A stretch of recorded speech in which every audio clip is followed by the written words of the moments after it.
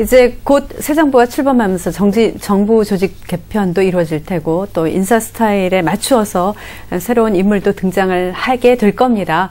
물론 지금 여러 가지 숙고 중이겠습니다만 다시 한번 박근혜 당선인에게 마지막 당부의 말씀을 좀 해주시는 걸로 마무리하겠습니다. 이철희 소장님부터 해주시죠. 저는 대통령 선거에서 이긴 사람한테는 상당한 이니셔티브가 주어져야 된다고 생각합니다. 그게 선거가 갖는 효과 아니까요.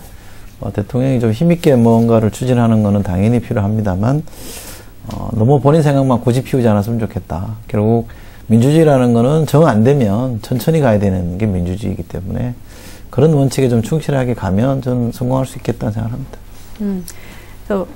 박 의원님 1분 발언으로 해주시면 되겠습니다. 예. 네. 저는 좀 더 대담하게 여러 가지 상상을 하시라고 권하고 싶어요. 그러니까 그분이 이제 자기 인생의 어떤 큰 챕터를 넘은 아주 특이한 그런 인생을 사는 분이니까 이번에 대담하게 상상을 하시고 조심스럽고 지능적으로 움직이시라 이렇게 말씀드리고 싶습니다. 뭔가 좀 디테일한 주문을 하신다면 거기 덧붙여서. 덧붙여서요? 네. 됐습니다. 네, 알겠습니다. 네, 박 교수님 어떠십니까? 저는 좀 디테일하게 해볼까요? 네, 그렇죠. 많은 시간 네. 얘기하는데 우리 박 의원님 시간을 제가 대신 채워드릴게요. 박근혜 당선인이 크게 세 가지 분야를 말씀드리고 싶은요. 애교 안보 부분이 말입니다. 애교, 지금 각 주변의 그 강대국의 주변국의 지도자들이 다 바뀌고 정권 교체가 됐다지 않습니까? 애교 부분을요. 이제는 이게 이념의 영역이 아닙니다. 오랫동안 우리 사회가 언제부턴가 한미 관계 이런 것 때문에 대북 문제 때문에 통일 문제라든가 애교 문제가 너무나 이념의 문제로 들어가 버렸어요. 이건 전문가의 영역입니다. 그래서 정말 애교를 잘하는 나라로 좀 바뀌었으면 좋겠다라는 부분을 갖다가 좀 하나 말씀드리고 싶고, 경제는요, 경제 민주화 이양이 했으니까 중소기업을 제대로 살리는 것. 대기업한테 너무 부담도 안 줬으면 좋겠어요. 대기업한테 국가경제 살리라 그러지 말고 대기업은 대기업들 잘하라 그러고 중소기업은 정말 하면 야무지게 키워왔으면 좋겠다. 오히려 보수 진영에서 나온 대통령이 키우면은 더 떳떳하고 더 힘을 저는 받을 수 있다고 보거든요.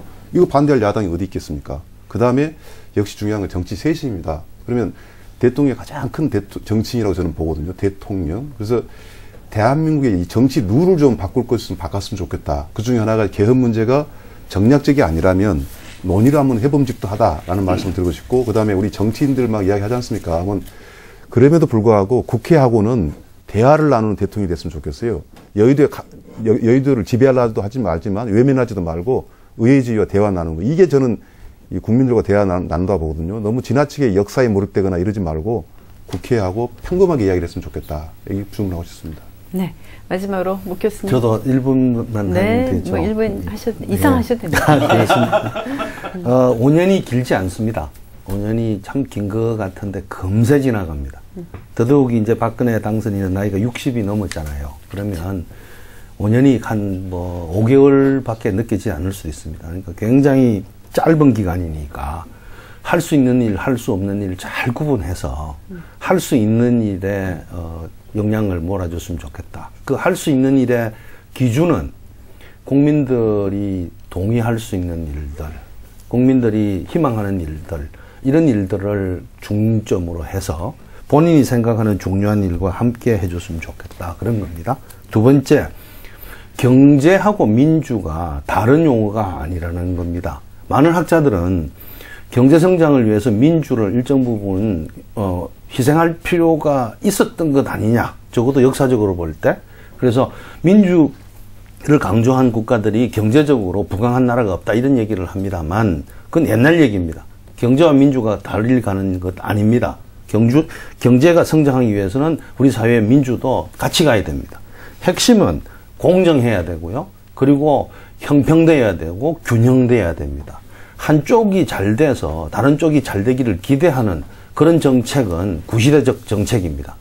부자가 더 부자가 돼서 없는 사람들도 같이 얻어먹을 수 있는 사회가 된다는 꿈은 버려야 됩니다. 그거는 허망한 꿈입니다. 그래서 경제와 민주가 같이 갔으면 좋겠고요. 마지막으로요. 5년 뒤에 박근혜 진짜 좋은 대통령이었구나. 자기 아버지보다 더 나은 대통령이었구나 라는 소리를 듣고 가는 대통령이 되었으면 하는 바람입니다. 네.